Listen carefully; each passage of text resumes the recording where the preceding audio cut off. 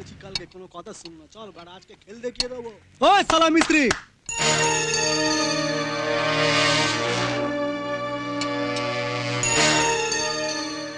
এই শালার একটা নাম আছে, অবিনাশ। বল অবিনাশ বাবু। ওকে, আচ্ছা অবিনাশ বাবু, আমাদের গাড়িটা কি রেডি? রেডি। চল চল, ওঠ। সব ওঠ, পেছনে বস, আয় চলে আয়। আয় বস। আরে এত হড়বড় হড়বড় করলে হয়? আমার বিলটা বিল 4000 টাকা। 4000 টাকা?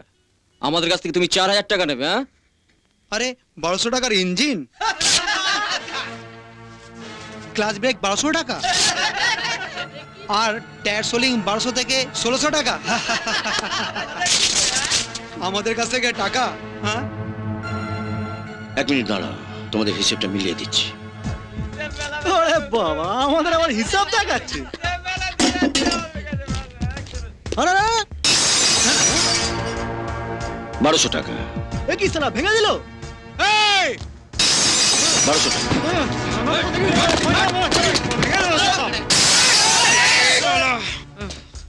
1600 টাকা। হিসেব মিলে গেল। এবার ঠেলতে ঠেলতে গাড়িটা বাড়িতে নিয়ে যা। শালা তুই আমার গাড়ি ভেঙেছিস, না থাকবে গ্যারেজ আর না থাকবি তুই। কার গাড়ি ভেঙেছিস? শালা মার, তুই আমার গাড়ি ভেঙেছিস, জানিস আমাকে?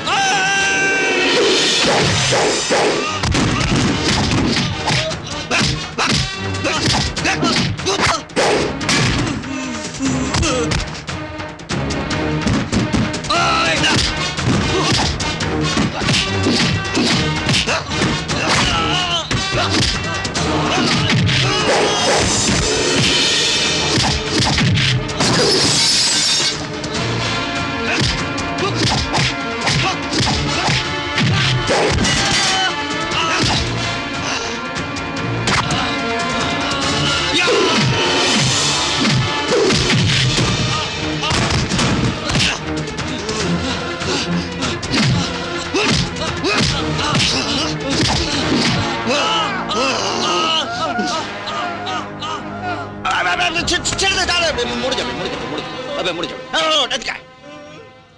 ছাগল কোথাকার ইয়ে হয়েছে, মাস্তান হয়েছে। আরে এতজন মিলে একজনকে মারতে পারলি না? গাধা। নে, এটা চিকিৎসা করে নিবি, আর 2 দিন বাদে আসবে, ওটা সারিয়ে দেবো, জিপটা নিয়ে যাবে। যা যা যা, ওদিকে যা। ছাগলের দল কোথাকার। বাবা, তোমার ব্যাপারটা থেকে আমি বুঝতে পারলাম না। মানে আমাকে মারার জন্য তুমি এসব গুন্ডাদেরকে ভাড়া করে নিয়েছিলে? একটা ছোট্ট নাটক করতে হয়েছিল। নাটক? হ্যাঁ। আজ আমি নিশ্চিত আমার স্বপ্ন তুই পূরণ করতে পারবি। আগামী মহাযুদ্ধে জয় তোর হবেই।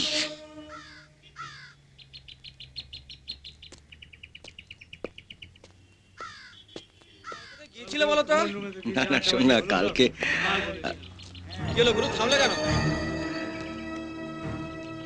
তোরা এগো, আমি আসছি।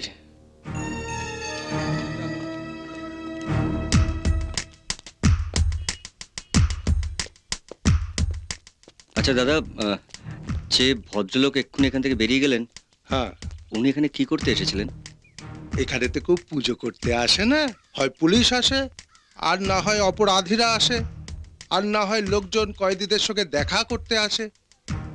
ও তো 14 বছর ধরে এখানে আসছে। 14 বছর ধরে উনি এখানে কার সঙ্গে দেখা করতে আসেন?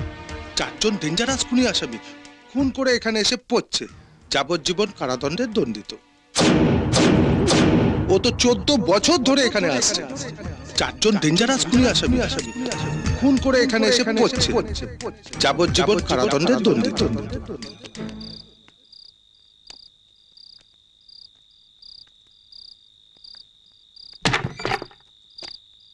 কিরে এত রাত্রির অব্দি কোথায় ছিলে? কথার জবাব দিচ্ছিস না যে? আবার মারপিট টারপিট করলি না তো? কোথায় লেগে? বাবা, কতগুলো খুনির সঙ্গে তোমার কি দরকার থাকতে পারে? খুনি? তোর কথা তো কিছুই বুঝলাম না। বুঝতে পারছি না? না, আর 14 বছর ধরে কয়েকটা মানুষ খুন করে জেলে পচে মরছে, সেসব খুনিদের সঙ্গে তোমার কিসের সম্পর্ক? কোনো খুনির সঙ্গে কোনো সম্পর্কই আমার নেই। মিথ্যে কথা! মিথ্যে কথা বলছো তুমি আমায়। আমি নিজের চোখে তোমাকে জেলখানা থেকে বেরোতে দেখেছি বাবা। জেলের পুলিশের সঙ্গে আমি নিজে কথা বলেছি, সে আমাকে সব বলেছে। যে মানুষটিকে আমি এত বছর ধরে পুজো করে এসেছি, তার মুখে মিথ্যে কথা মানায় না। বাবা, বাবা তুমি আমাকে বলো, জেলখানে তুমি কেন গিয়েছিলে? ওই খুনিগুলোর সঙ্গে তোমার সম্পর্ক কি বলো বাবা? আমাকে বলো বাবা, আমাকে বলো। আমাকে কেন বলবে? তা আমাকে কেন বলবে? আমি তো তোমার নিজের ছেলে নই, তা আমাকে বলবে কেন? কি বললি তুই? আবার বল। ঠিকই বলছি, আমি তোমার নিজের ছেলে নই বলে এই সত্যটা তুমি আমার কাছে গোপন করে রেখেছো। এত বড় কথাটা তুই বলতে পারলি? ছোট থেকে আমি তোকে কোলে পিঠে করে মানুষ করেছি, নিজে হাত পেটে খেয়ে তোকে খাইয়েছি, রাতের পর রাত জেগে তোকে ঘুম পাড়িয়েছি। আর তুই? হ্যাঁ, আমি তোর বাবার লোক, তোকে জন্ম দিইনি বটে, কিন্তু বাপের কোন অভাবটা তোকে বুঝতে দিয়েছি? আমার জীবনটাই তো তোর জন্য বিলিয়ে দিয়েছি। জানি বাবা, জানি জানি, তাই তো সত্যিটা জানতে চাইছি তোমার কাছ থেকে। আর 14 বছর ধরে কি এমন কথা যে নিজের মনের মধ্যে লুকিয়ে রেখেছো, যা তুমি তোমার ছেলেটাকে বলতে পারছো না? বলো বাবা, বলো। আমি তোমায় হাত জোর করে অনুরোধ করছি, আমায় বলো, বলো। শুনতে চাস? হ্যাঁ। তাহলে শোন।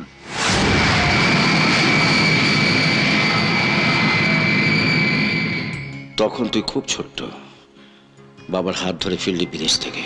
বাবা কি সুন্দর দেখো, আমার না এখানে ভীষণ ভালো লাগছে জানো। কেমন আছো সূর্যবাবু? ভালো।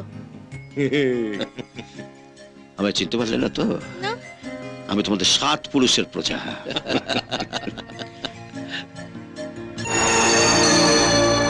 এসব কি অবিনাশ? আমাদের বেঁচে থাকার হাতিয়ার। এসব বেঁচে থাকার জন্য নয়, মারার জন্য। বাঁচতে গেলে মাঝে মাঝে মারতেও হয় বাবু। এই নেতাগিরি হচ্ছে না, নেতাগিরি। হ্যাঁ, নেতাগিরি ঘুচিয়ে নেবো। গ্রামের মানুষকে খাবাচ্ছিস? হ্যাঁ বাবু। অশোক আর সূর্য এসছে? হ্যাঁ, কোথায় ওরা? আমি পৌঁছানোর আগেই অবিনাশের লোক ওনাদের গাড়িতে তুলে নিল। আর তুই কি তুলছিলি? হ্যাঁ, তুলে নিয়ে গেল? তুই কি তুলছিলি? পরনের কাপড়? একটা কথা কান খুলে শুনে নে সতে,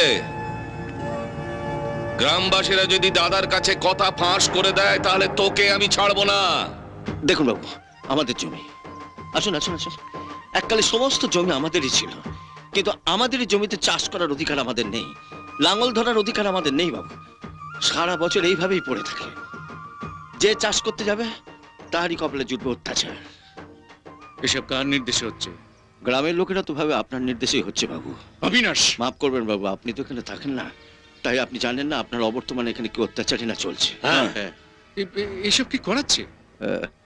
আপনি গ্রামে এসছেন, এবার নিজের চোখে দেখুন কে করাচ্ছে। যে যাই বলুক, বড়বাবু এ কথা কিছুতেই বিশ্বাস করবেন না। তিনি তো আপনাকে অন্ধের মতো বিশ্বাস করেন। তবে দাদা আমার সাক্ষাৎ শিব, কেউ তার কান ভাঙাতে পারবে না।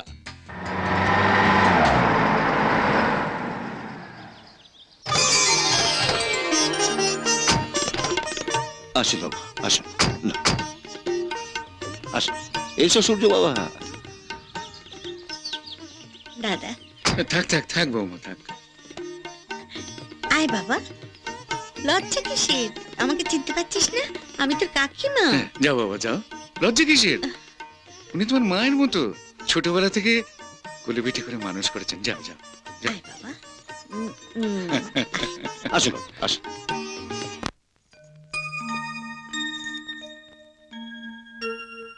ইনি কে বলো তো? তোমার মা, আসল মা,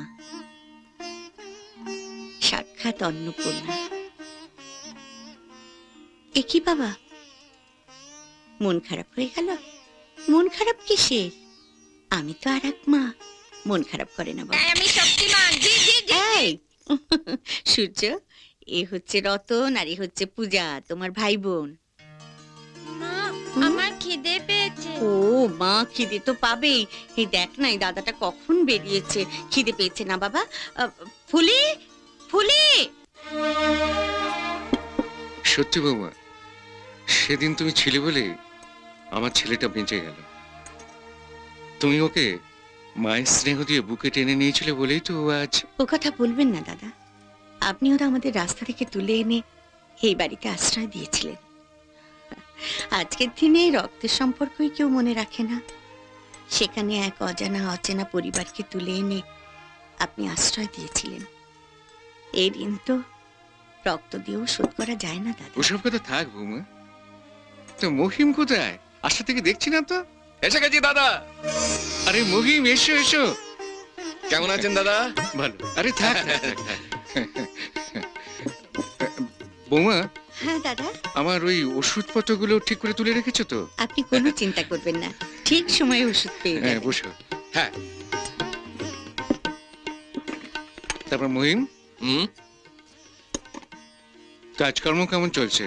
এই সবই আপনার আশীর্বাদ দাদা। ভাবছি এবার এই সমস্ত দায়িত্ব থেকে তোমাকে আমি রেহাই দেবো। রেহাই মানে? মানে আমি যাবার আগে আমার সমস্ত জমি জায়গা আমি ওই গ্রামের মানুষদের মধ্যে দানপত্র করে দিয়ে যাব।